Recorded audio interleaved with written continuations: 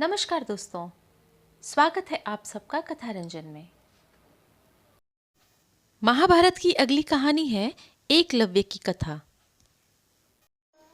गंगा नदी के किनारे बसे एक छोटे से गांव में एकलव्य अपने माता पिता के साथ रहता था।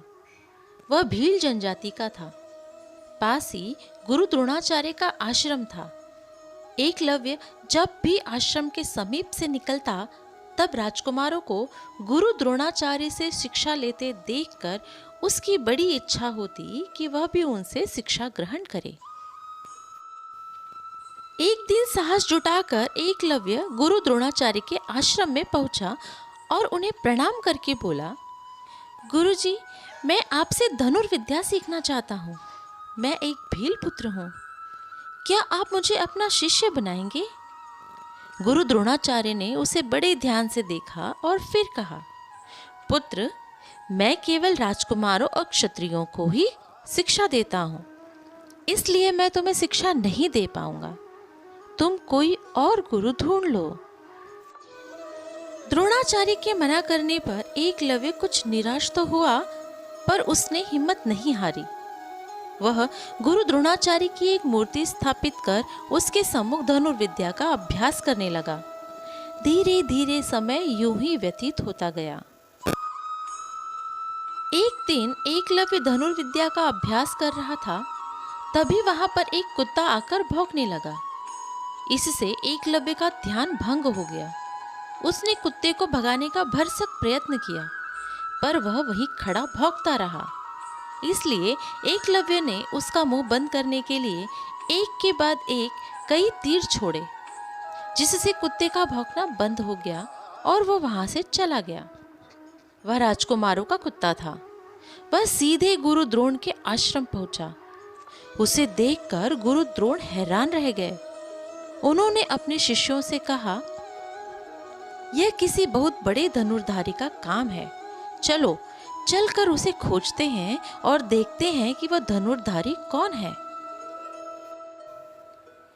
यह कहकर गुरु द्रोण अपने शिष्यों के साथ उस धनुर्धारी को खोजते हुए उस स्थान पर जा पहुंचे जहां एकलव्य अभ्यास कर रहा था।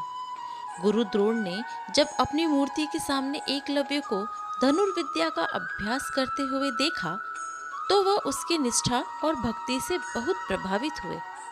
वह एकलव्य के पास आकर बोले, तुम निश्चित ही महान धनुर्धारी हो।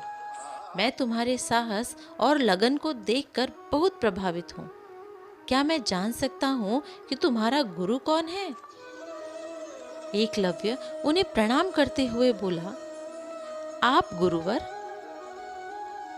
द्रोणाचार्य हैरानी से पूछे, लेकिन मैंने तो तुम्हें शिक्षा देने से मना कर दिया था, फिर मैं तुम्हारा गुरु कैसे हुआ?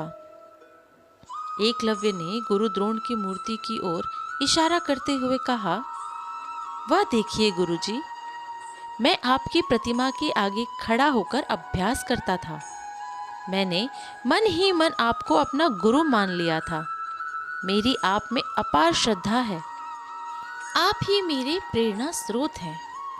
यद्यपि गुरु द्रोण एकलव्य से प्रभावित थे, फिर भी वे नहीं चाहते थे कि धनुर्विद्या में कोई उनके प्रिय शिष्य अर्जुन का प्रतिद्वंदी हो। इसलिए उन्होंने एक कुटिल चाल चली। उन्होंने एकलव्य से कहा, तुमने मुझसे धनुर्विद्या की शिक्षा ली है, तो तुम्हें मुझे गुरु दक्षिणा भी देनी पड़ेगी। एकलव्य गुरु द्रोण के चरणों में झुकते हुए बोला, आज्ञा दीजिए गुरुवर। गुरु दक्षिणा के रूप में मुझे तुम्हारा दाएं हाथ का अंगूठा चाहिए। गुरु द्रोण ने कहा। एकलव्य ने तुरंत अपने दाएं हाथ का अंगूठा काटकर गुरु द्रोण के चरणों में रख दिया। गुरु के लिए उसकी ऐसी अंधश्रद्धा देखकर सब दंग रह गए। दोस्तों, कहानी सुनने के लिए आप सबका बहुत बहुत धन्यवाद। चैनल को सब्सक्राइब, वीडियो को लाइक करना ना भूलें। ऐसे ही हमारा हौसला बढ़ाते रहें। मिलते हैं अगली कहानी में। जय श्री कृष्णा।